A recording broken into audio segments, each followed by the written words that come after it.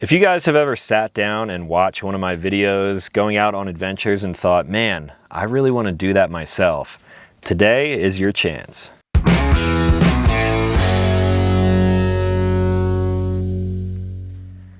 What's going on, everyone? Welcome back to the channel. If you're new here, my name is Talon and I make new videos every single week. So if you like what you see here, consider clicking subscribe for some more videos like this in the future. This is going to be probably a 3-part series, and it's going to be almost interactive because, like I said, you guys are going to be able to follow along and do basically everything that you see me do in the next couple of videos. I've partnered up with my friends at OnXOffroad, and I created a route through one of my favorite areas in the entire country. We're currently at the start of the route in western Colorado, and over the next 3 to 4 days we're going to be traveling west through a bunch of different varying terrains all the way into southern Utah. I'm going to be navigating through the next couple of days mainly with my phone, but I like to have some larger devices with me. So right here I have my iPad. We're going to dive in and show you a little bit of what is to come. So every single waypoint and marker, the route, everything that you guys see here is going to be available for download, so you can find a link in the description. And this is sort of like primitive right now, but as we travel along and find some cool stuff, so I'm going to mark a lot more information, and you're going to be able to have access to everything that you see me do here in the video.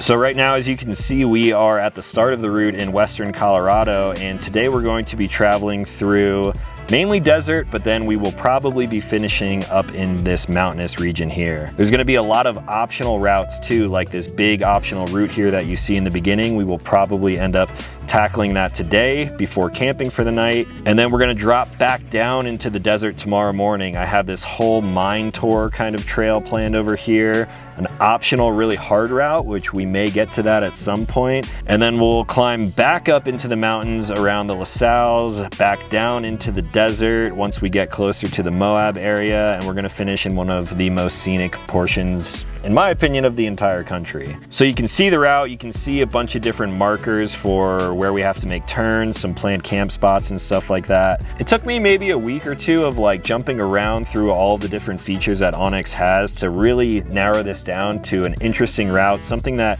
you probably haven't done before. And to sum it all up, we're going to go from desert to mountain, back to desert, back to mountain, and then we will finish in the desert. So 5 different kind of scenery changes all throughout. I'm going to be documenting the whole thing, and hopefully if you guys have some free time, you'll be able to follow in our footsteps in the future. Now, my vehicle choice for the trip had to be the 3rd gen Tundra. This is a 2024 Toyota Tundra. A few tasteful mods here and there, nothing too crazy, but I am on 37s and I am running some brand new suspension that I just had installed the other day. I'm gonna bring you guys a full video on this setup, but so far it has been incredible, and this is gonna be a really great route to put it all to the test. On the back, I've got my anti-shanty dwell shell.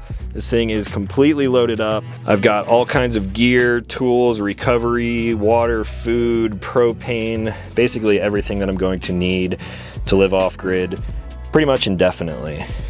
And then joining me, Jake's here. What up, buddy? What's up, what's up?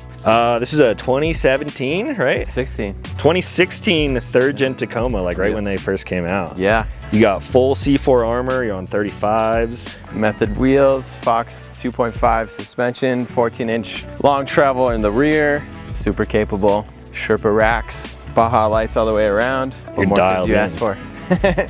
Super dialed. Jake is gonna have a little bit of an easier time navigating on some of the switchbacks that we may encounter. This thing's a freaking boat to drive. It drives really nice, but this is a little more nimble, so. It's more narrow too.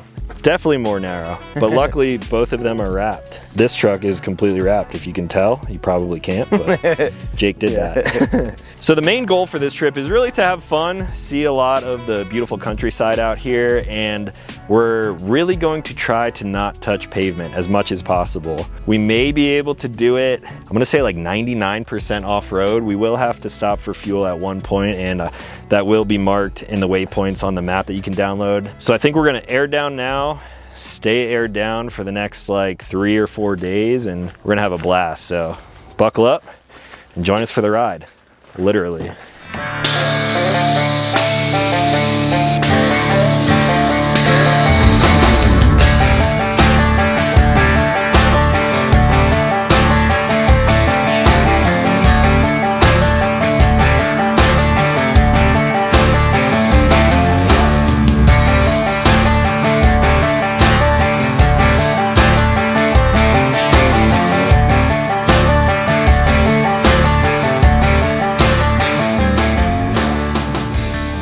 rugged adventure is officially underway. We both decided to air down to about 22 PSI because we did, of course, drive on pavement to get out here.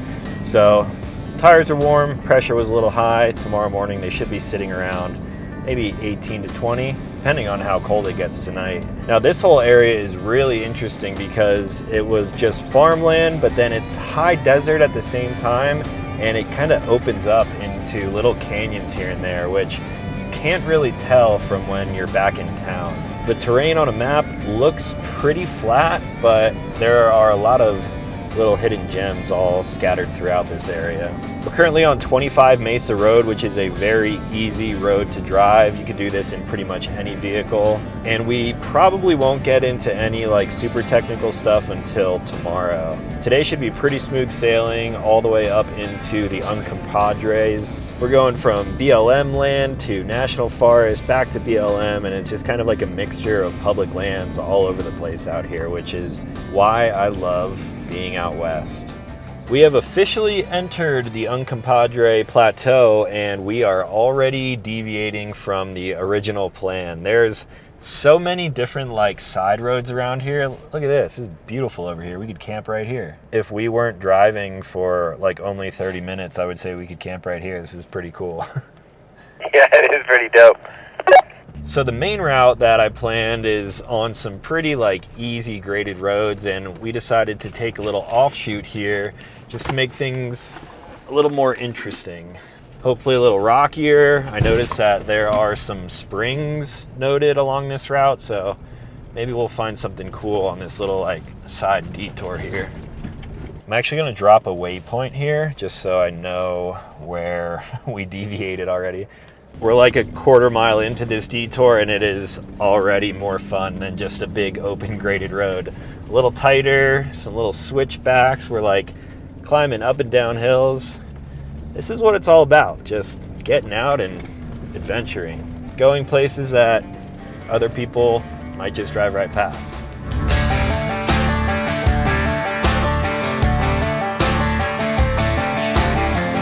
So the route went from like maybe like a 1 on the rating scale to 2, a little bit of a steep climb there, and now we've got 2 cattle gates to go through. We're gonna go through this one and then take an immediate right to go through the next. There's a ton of free range cattle out west, so obviously if you open a gate, make sure you close it when you're done.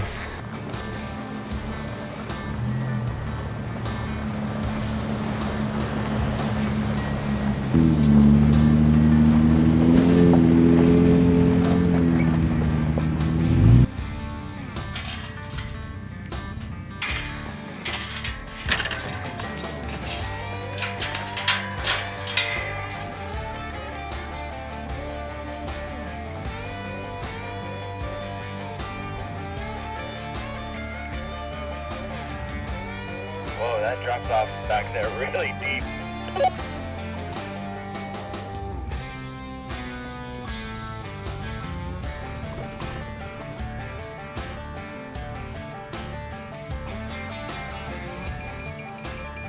Okay, we're at a really long, narrow section here. I don't know how well you can hear my truck getting scratched up, but oh, dude, that's a bad one there.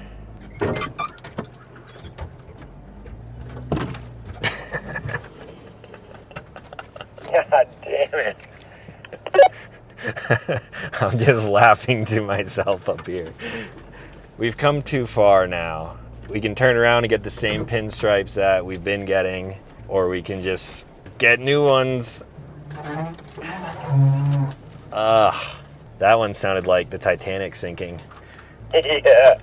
I did scout up ahead a little bit on this trail because we're going to be on here for a couple of miles, and it does open up based off of satellite imagery, so Okay, just mob through it. I mean, I'm considering it at this point. We're just gonna keep on pushing through. Yeah, is it worse to go slow or fast? I guess if you go fast enough, you'll push them way out of the way. Now it's getting like rocky and off camber up here.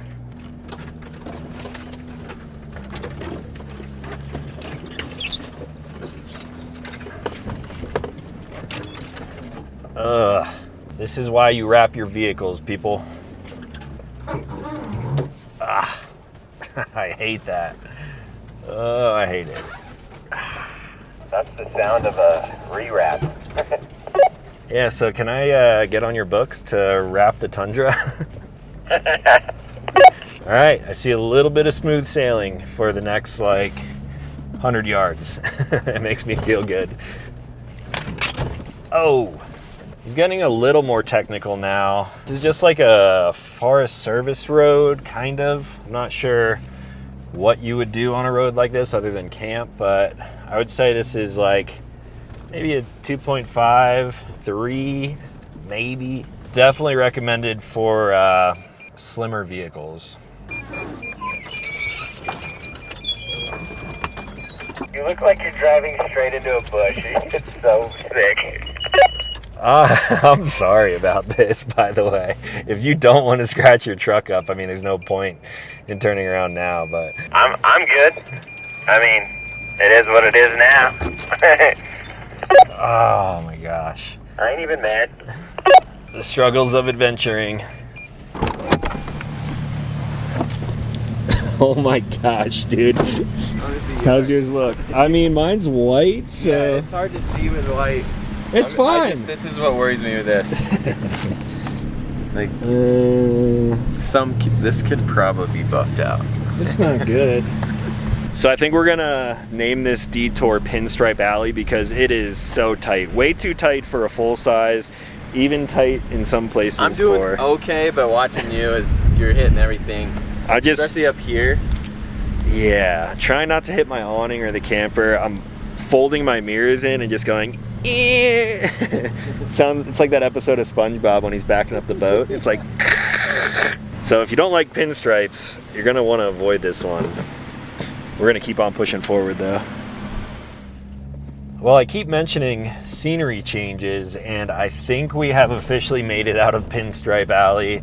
We keep climbing in elevation, so we have left the desert, went through like the high desert, and now we are in some like proper pine mountains. Drove through some pretty cool aspen groves. There's actually still some aspens scattered throughout this area. Definitely getting a little rockier, so a lot more mountainous feeling, and then a ton of pines. This area did get a ton of rain recently, so... See, this is fun. I wish the whole trail was like this instead of those bushes. Yeah, exactly. This is way more enjoyable. Is it worth it going through what we went through to get to this? I'll leave that one up to you guys to decide for yourself. Big old mud puddles. Ooh, yeah. Oh man, definitely using this truck for what it's intended for.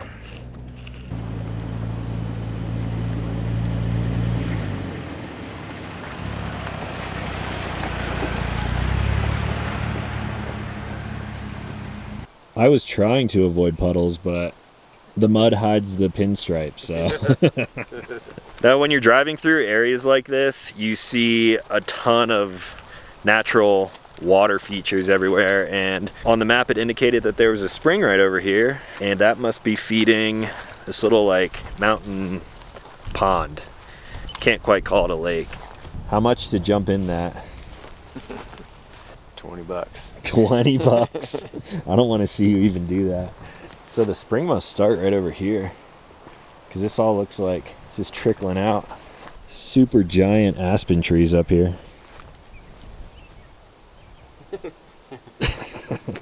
Spring.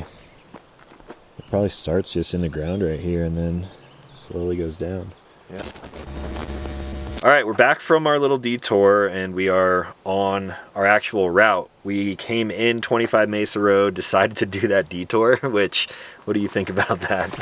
It was tight. It was fun, but like, so do that or don't do that, whatever. You don't have to. So I've updated my maps here. You can see Pinstripe Alley detour there in this case, pink. Now we have yet another optional route. I put a lot of optional routes on this because I figured we have a bunch of time. It's only not even 4:30 yet, so we have quite a bit of daylight left. So the next section, we're actually gonna backtrack onto Rim Rocker, which is right here over my shoulder, and we're going to check out a Jeep trail. Yeah, we're gonna loop off of Rimrocker, do the Jeep trail, back to Rimrocker, and then we're gonna come all the way back to Forest Service Road.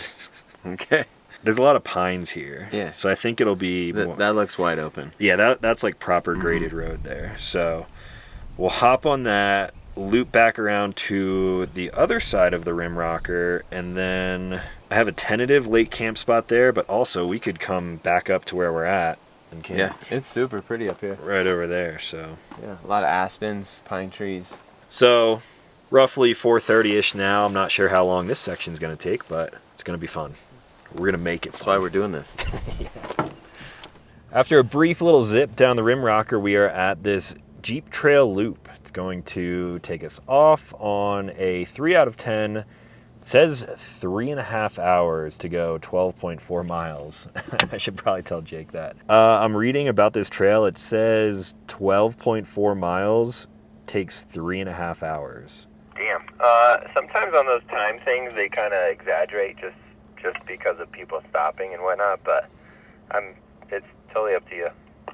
I mean, we don't really have a ton to like set up or anything like that when we get to camp. Obviously, just pop tents and start cooking dinner.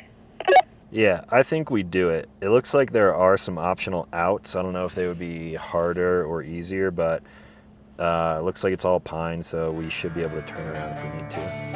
Cool. I'm down. All right, we're doing it.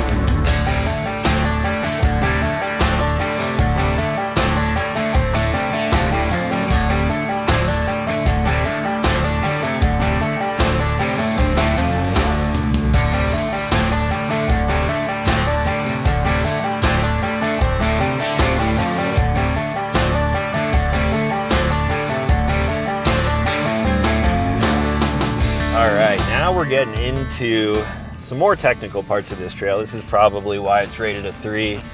Definitely gets a little bit more narrow, really tight, not really switchbacks, but really fast turns and a lot of big rocks. If it's like this for the rest of this trail, it may take us a little bit while because it's not high speed, very slow moving. Oh, I gotta turn those parking sensors off. That is so annoying. Oh, it's not bad at all. I just couldn't see anything over it. Yeah, it's pretty sick. We could camp here, but... So yeah, there's just a lot of big rocks like this and then tight twisties down there. Tight twisties. Tight twisties. Truck's doing good though. No skids, no sliders. It's fine. C4 bumper? No. Not even close? Let's see. Oh, a little bit, maybe.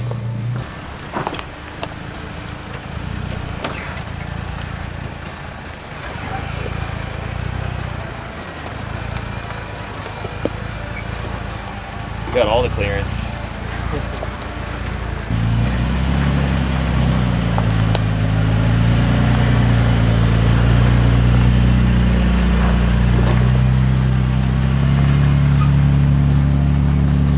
I think we're getting pretty close to freedom at this point, but we keep running into this super aggro crag kind of stuff, and it should be fine, but with the tundra being so wide, I almost have no choice but to like run straight over some of these. I think I'm just gonna ride the left side and put my 37s right over all these rocks right here. Just keep that line. Now, yeah, just keep coming. Go driver. Yeah. You're not all the way. Yeah, you were right there. Perfect. You're good. Keep coming. Come driver. Yep. Keep coming driver.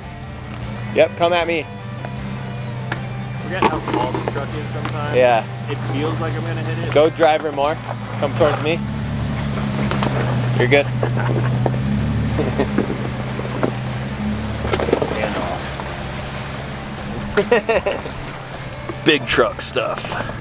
You could even go a little passenger if you wanted. Yeah, a little less treacherous that way. Now cut driver, hard driver, driver. Nice. All right, let me get out of your way. Now this entire loop trail is kind of like in the shape of a square if you include part of the Rimrocker on it. So We are on the final side now, which is pretty much a straight trail. It follows a fence line, which is off to my right, and it is very steep. Like everything we just came down, it basically just takes a straight line and goes right back up over this ridge, and will eventually meet back up with the rim rocker. Very steep, very loose. I would recommend 4 low and just kind of let your vehicle do its thing. I'm only cruising at like 10 miles an hour now, and pretty comfortable. Not as fun as the way we came in, but still beautiful out here. All right, we have completed the Jeep trail. 2 Toyotas on a Jeep trail, even a big one too. So I was actually recording my track on OnX during that, and guess how long it took us? Said 3.5, but 1 hour and 3 minutes. close. 1 hour and 25 minutes. Oh, nice. And that's with like stopping, taking photos, filming and everything. So we did pretty good. Didn't see a single person that entire time, but now we're back on like one of the main routes out here, which is Rim Rocker, and we're going to take this a little bit further to the east. No, we're gonna go east. Yeah, we're gonna go east so we can hop onto a Forest Service road, and I'm hoping it's gonna be kind of high speed so we can kind of rip around all the way back to where we entered this trail and then boogie on over to camp. I would rate this Jeep section 8.5 out of 10 on the fun scale. Yeah, super fun. The only thing that would make it more fun for me personally is if there was like fast sections. I like driving fast, so. The first part's really fast, and then Yeah. it gets a little technical, and then hilly, and then rocky, and then steep, and then uphill, and then more rocky, and then here we are. It's a good combination. Yeah. It's like Yeah. proper Colorado trail. We try to miss all the puddles too. Yeah, but we tried. We're actually going slow through a lot of puddles, and this is what our trucks look like. So that one technically is optional, but I'm gonna leave it on the main route because that was super fun. We started this journey like midway through the day, so there's plenty of time to get all the way through everything we did, even the Pinstripe area, and then still find a good camp spot. I think it's gonna be pretty smooth sailing from here till we find a camp spot, so let's hit the road. Road, Jack. All right, it's about 6:30 in the afternoon, and we decided to call yet another audible. We were following the route on the way to where I thought we were gonna camp, and we started driving through this aspen grove, and they are massive aspens. Generally, they're a lot smaller than this, and we saw this nice little kind of grassy area here. Hard to tell on camera, but big overlook behind us. You can see the San Juans and everything, so we decided, hey, let's just flip around, come back here, and this is gonna be the first camp spot of the trip. Total travel time today was probably, let's see, when did we start? Like 1? Yeah, I'd say 1. Maybe like 5.5 hours, and that's with filming and taking photos and stuff like that, paving our own way. You could probably do it quicker. Definitely if you skip the Pinstripe area and the Jeep trail, but definitely do the Jeep trail. Do the other one at your own discretion. And yeah, you could get to a spot like this if you start around midday. Now it's time to dive into the setup in the anti-shanty. I bet a lot of my stuff shifted around, but that's fine. Oh my gosh. I'm parked up on rocks, and this is so tall. Makes it so high. I mean, this is like eye level with me right now. I can't even I have to look up at my freaking tailgate. You look so tiny. Haul truck. I brought a ladder. That's another good thing to mention. We're camping right now at about 9,500 feet. So on OnX, the weather said it was getting down to about 44 degrees tonight as a low. Should be fine. No rain in the forecast currently. Dude, the San Juans out there look so sick from this angle. A lot of snow over there, but not here.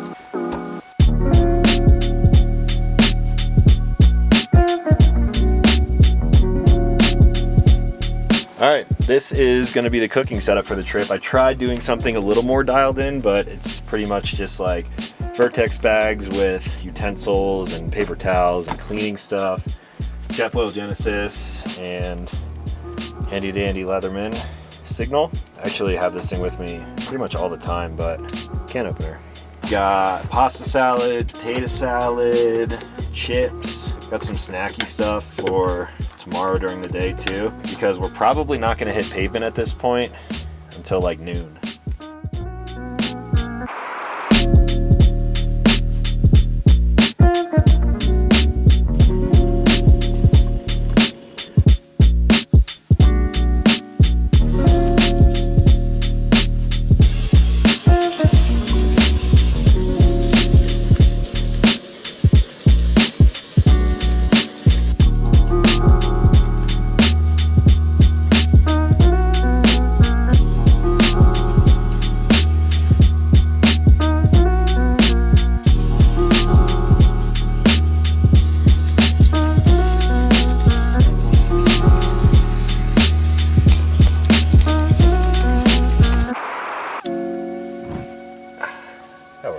Nice. That was the fastest dinner to make one of the most tasty looking dinners I've probably had camping in a while. Whenever I'm doing like overnighters, I'm pretty lazy, but this is like a proper overland trip. We didn't really care about this destination. This is sick. We're just worried about actually like off-roading and having fun. But this is why I really love camping and overlanding. Food? Fires? One bite. You eat some of that yet? What, the steak? That's good. Yeah, I know. Jake killed it on the cooking.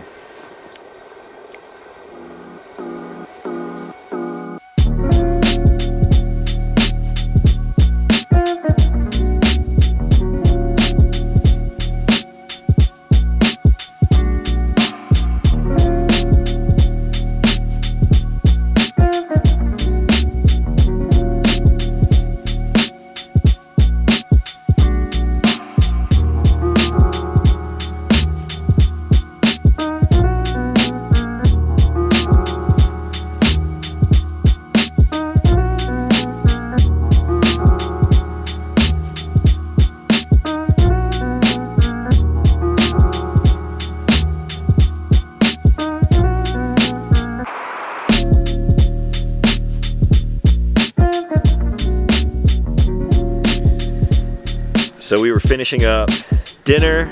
It was delicious. Thanks again, Jake, for cooking. And all of the aspens below us here started looking like they were on fire. And kind of thought the sun was down because it was a little cloudy, but it is absolutely popping off.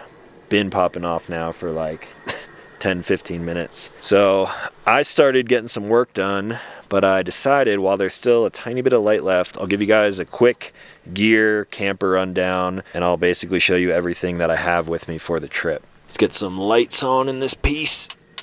All my lights are facing out right now, but you'll get the idea. So coming up inside the dwell shell, not a whole lot has changed here. Still have my rinse kit and roam lights, all of my tools, shovel, knives, axes. More knives over on this side. I actually have these. I should let you play with these. Brand new set of Vortex Razor Ultra HDs binoculars. I don't know why I never travel around with binoculars, but look through those. It looks like, I don't even know what it looks like. It looks fake. That's how clear and like crisp everything is. Holy moly. Holy moly. And then use the center dial to adjust the focus. That is crazy. Isn't it nuts? That's so cool. So over here, Iceco APL 35. We loaded this up with groceries before we left. Got some fruit and eggs and salad and waters, things like that. Enough for about 3 days for just the two of us. Everything's kind of thrown around in here after cooking, so all of that cooking stuff is over here. I did downsize. You could call it a downgrade, but I went from the 30-inch Born Outdoor Badger bed to a 25 because the camper side to side is about 52. So I figured that would fit in the opening here a little bit better. But I actually took it a step further. We'll get to that in a second. Battery system, I now have back in the corner there. I have everything plugged into it. I have a shore power cable running to the cabinet over here. I have an extra solar panel on the outside over here, so in the morning I can lay that out and get more solar if I need it. Got my roam box, all my blankets, dometic table over there. And then on top of this roam box and on top of the fridge, I actually used some of this carpeted foam to kind of cushion it a little bit because I like sitting here. Now you might ask where this came from. So if we pop up here to the top of the camper, I finally got the mattress for the dwell shell, and this thing is extremely comfy. I don't have the custom fitted sheets for it yet, so I just grabbed a queen sheet at a Target when I was in Montrose and kind of tucked it into all the corners, leaving this pass-through open so I can get out to pee in the middle of the night if I need to. But take a look at their mattress here. 3 different levels of foam. We have a most firm one down on the bottom, and then a medium, and then a really soft, squishy, kind of cooling gel foam on the top. So 3 inches in total. I slept in this actually last night, and it was very, very comfortable. So eventually I will have covers that completely surround each cushion individually, including the main platform over there. That way I can pull them off of the platforms like this that drops into place, and then I can throw them down below and use them as some cushy seats. So very stoked on that. Huge thank you to Auntie Shanty for getting those out to me in time for the trip. I actually had them deliver them basically to the start of this trip, and I just put it in last night, so thank you guys for that. I'll give you more updates on the mattress and the covers and stuff once I get everything like completely dialed, but it's getting there, slowly but surely. And it's a fun process too. There's a lot of things that I've added, of course, like the bug screen, window covers, and the fan cover up here. When I was talking to the guys at Auntie Shanty, they also mentioned that their bug screens are ready, like pretty much now. So soon after this trip, I will get bug screens, not only for the Arctic Tern windows, but for the entire opening here. So I could sleep like this with everything completely open and bugs won't get me. So that's nice. I'm gonna close this up, maybe trap a little remaining warmth in here. So that is basically the whole camper setup. I did mention new suspension in the beginning, but I didn't really talk about what it was, so quick sneak peek at that. It's completely covered in mud. You're not even going to be able to tell what it is, but you guys know I'm a big fan of Fox. I've been running their suspension on almost all of my vehicles for a while now, so the Tundra is now fit with Fox Factory Race Series 3.0. Finned reservoirs that have recirculating hoses, and so far today it felt incredible. Like I said earlier, I'm going to bring you guys a full review of that stuff and an install video, but this is really like the first test of it so far. What are you playing with now? These are night vision goggles. What? Yeah. Whoa. First time using it, actually. So, but you can actually record on it and stuff. So, like, if we hear anything at nighttime, we can bust this thing out and see if we can see it if it's all pitch black. But yeah, you can record, save it files, and there's different like IRs. You can change like different colors and stuff. Oh, they're kind of like binoculars too. You can like zoom a little bit. Not like those ones. Holy crap. Yeah, I mean those aren't night vision, but yeah, those are so clear. So we did bring some toys out here. Yeah. At the end of the day, we're just big kids. Yeah. All right, I need to do a little bit of work, unfortunately.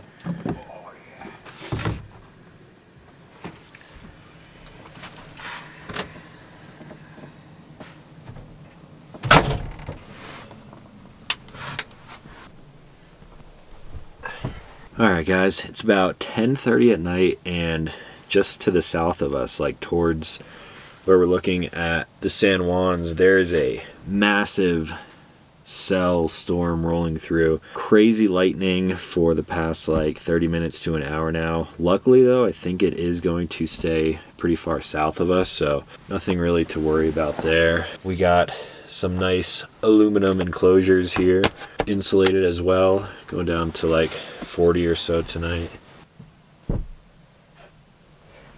Just knocked over my water, spilled it all over the ground, so that's good. Now while I get ready for sleep, while I'm going to sleep, I'm just going to do what I typically do while I'm camping out here by myself, and I'm going to scout what the route's going to look like for tomorrow. Got a really good idea of how the rest of this, at least for tomorrow, is going to kind of play out. We're going to run possibly the hardest section of the route that I built, and I think it'll be fun. For those of you who are watching this video right when it goes live, I'm not sure if the route will be available for download yet, but I will tell you that it's coming soon. So if it's not right now, check the description of this video in a little while. I'll post about it over on my Instagram too. And if for some reason you made it all the way to the end of this video and you're interested in trying this, but you don't already have OnXOffroad, download it, use my code, you can save 20% off. It's less than a tank of gas, and it's good for the entire year with all of their features. You want Elite if you're using OnXOffroad. So that's going to be all for now. If you're new to the channel, consider clicking subscribe. We got 2 more days of this rugged adventure. As always, thank you for watching. I'll talk to you in the next one.